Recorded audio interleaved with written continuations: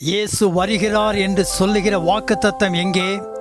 பிதாக்கள் நித்திரையடைந்த பின்பு சகலமும் சிருஷ்டிப்பின் தோற்றம் முதல் இந்த விதமாய் இருக்கிறதே என்று சொல்வார்கள்.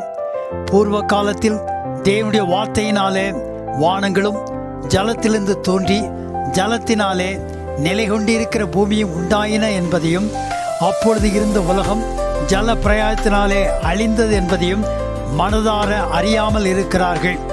இப்பொழுது இருக்கிற வானங்களும் பூமியும் அந்த வார்த்தையினாலே அக்கினிக்கு இரையாக வைக்கப்பட்டு தேவ பக்தி இல்லாதவர்கள் நியாயந்தீர்க்கப்பட்டு அழிந்து போகும் நாள் வரைக்கும் காக்கப்பட்டு இருக்கிறது.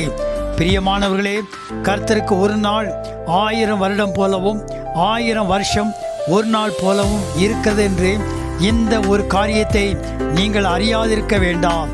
தாமதிக்கிறார் என்று சிலர் எண்ணுகிறபடி கர்த்தர் தமது வாக்கு தத்தத்தை குறித்து தாமதமாயிராமல் ஒருவரும் கெட்டு போகாமல் எல்லாரும் மனம் திரும்ப வேண்டும் என்று விரும்பி நம்மேல் நீடிய பொறுமை உள்ளவராயிருக்கிறார். ஆகவே ஆண்டவரிடத்தில் நாம் திரும்புவோமாக. ஆமேன். ஆண்டவரின் அன்பை பரப்ப லைக், ஷேர், சப்ஸ்கிரைப் மற்றும் கமெண்ட் பண்ணுங்க.